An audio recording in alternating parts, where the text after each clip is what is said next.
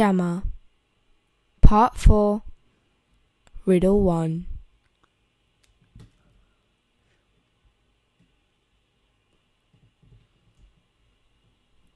Gemma hadn't noticed. It wasn't until Milo hiccuped at the question, as he sometimes does when he's surprised, that she realized he was holding something behind his back. He shot her a sheepish stare, which is hard for a lemur to do. Slowly, he pulled out the thin scroll from behind his back. "Where did you get that, Milo?" Gemma asked, with surprise, but no hiccups.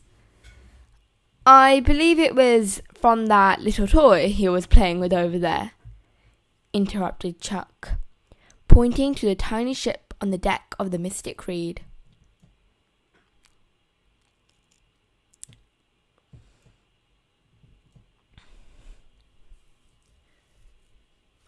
Milo offered it up to Gemma.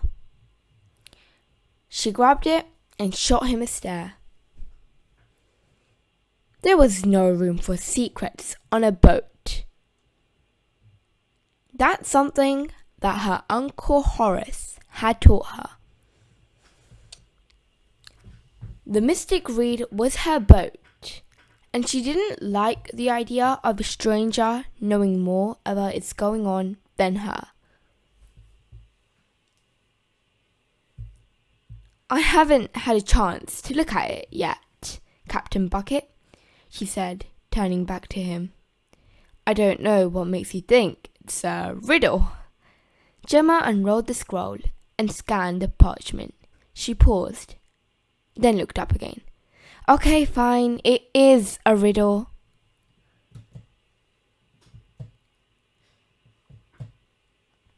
More curious than the hidden riddle was the way that it was written. The beautiful black ink calligraphy had a quality that she had only seen twice while sailing the 8 seas. The first time was in a ledger, stolen off a royal ship, that she had won in a game of checkers. Milo lost it in a different game of checkers the same night. The second was on a spyglass telescope that Gemma's uncle had shown her. "A gift from old friends," he had said. This writing was just as intricate and written with even more care. "How do you know what was on here?" asked Gemma.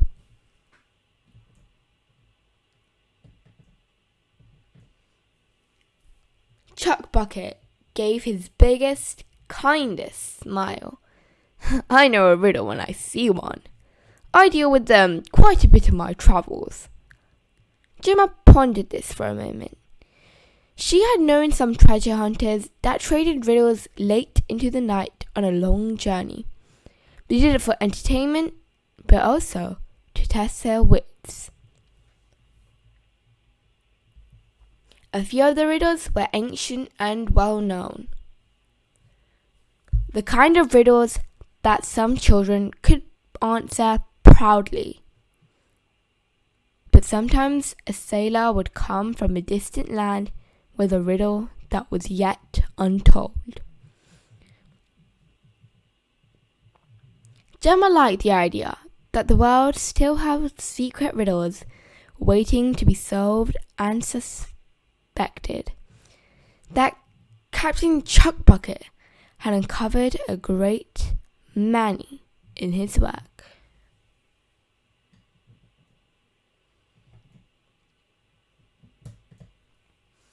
"So, let's have it," he added. He leaned in close and stuck his hair around towards her. Gemma read the scroll aloud. "In a small pond I was a small fish. Now is the time to grant me my wish." She read it aloud a second time to be sure. Gemma and Milo looked at each other with blank stares. "I don't get it, Milo," said Gemma. Was there a fish in the ship? Milo crossed his arm and shook his head. He was not a fish thief.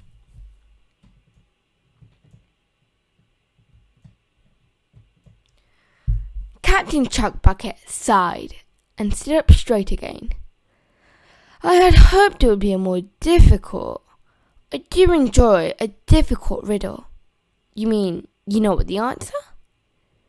Gemma asked with surprise. Indeed I do, he replied. There was a great pause. So, will you tell us? Spit Gemma.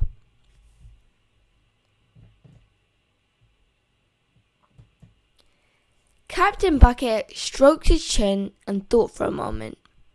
I might, he said. I might. Milo lifted his fingers in the air excitedly, then hopped down to rummage below deck. He came scurrying back, up on two legs holding a checkers board. No, Milo, urged Gemma. You are not playing him in checkers for it. You'll end up losing the boat. Milo pouted and turned back around. He's never won, whispered Gemma to Captain Bucket. And I don't mean that as an exaggeration. I mean not a single time. And he played a chicken twice.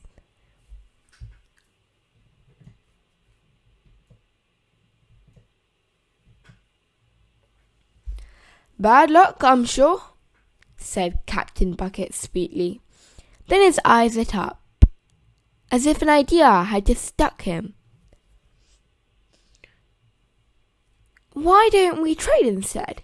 You give me that elegant purple ribbon in your hair, and I'll give you the answer. It will add nicely to my collection, he said. Gemma touched the ribbon in her hair. My ribbon? She questioned, undoing the knot and holding it in her hands. I suppose. I just got it back, though. Then you won't miss it much. Captain Bucket reached out and grabbed it from her hands, then secured it in his own wavy hair. He retreated to the steering wheel of the dusty rust bucket and waved Gemma farewell. Goodbye, Gemma. A chance encounter I won't forget, he said, pulling away. Milo arrived back and sat on the railing, looking out. Wait, shouted Gemma. What's the answer to the riddle? Captain Bucket gave one last smile and cupped his hands to his mouth. Sometimes what we just need room to explore. That ship you found is looking for a bigger pond. And with that, he spun the dusty rust basket towards the horizon and sailed away. Gemma stood watching for a moment longer. We make deals with some interesting people, Milo, she said to a nod. Milo picked up the tiny ship and handed it to Gemma. It was hardly the straightforward answer that Gemma had wanted, but it was still a step in the right direction. The tiny ship needed more room. It needs a bigger pond. The pair peered over the edge of the boat into the water and watched slow waves slap the hull.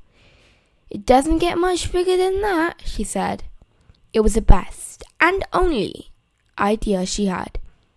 Gemma took a deep breath, closed her eyes, and dropped the tiny ship over the edge of the mystic reed.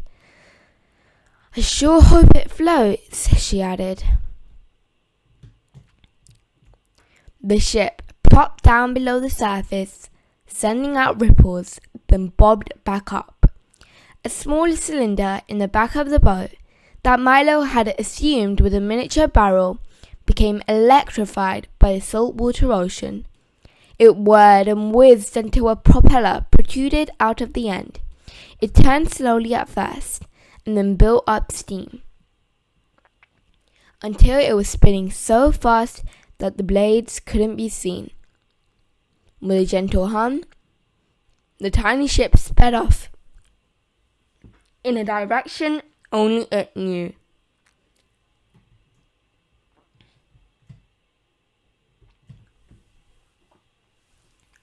Milo, that ship is getting away! Gemma jumped back to the steering wheel. Using all her might, she grabbed a peg on the wheel and pulled hard to spin the boat around. Milo wrapped his tail and hands around another one and pulled alongside her. That's it, she shouted.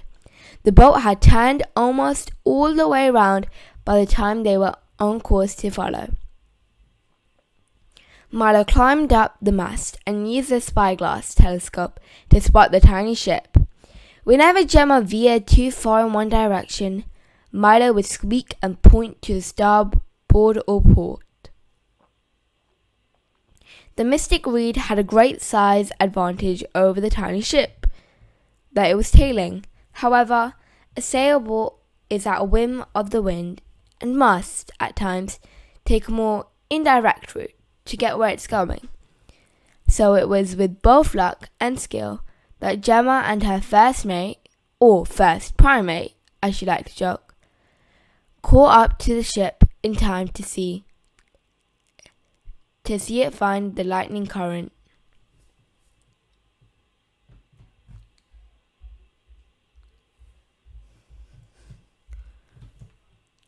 Gemma had had tales of a current of electric blue, so beautiful and full of life that it lit up the surface of the sea, but she had never seen it. She didn't truly believe anyone else had either. But as they approached the tiny ship, there was no denying that it was riding down the center of a glowing blue stream, the very shape and color of a lightning. The tiny ship zigged and zagged with the turns, and Gemma did her best to stay the course. She had no longer needed Milo's navigation, since the sea itself was showing her the way. The lighting pattern got slimmer and slimmer as the two vessels approached a sandy shore. The tiny ship stopped dead just before the break of the waves on the shore. Gemma dropped anchor and watched them above as it let out a few bubbles and flipped over.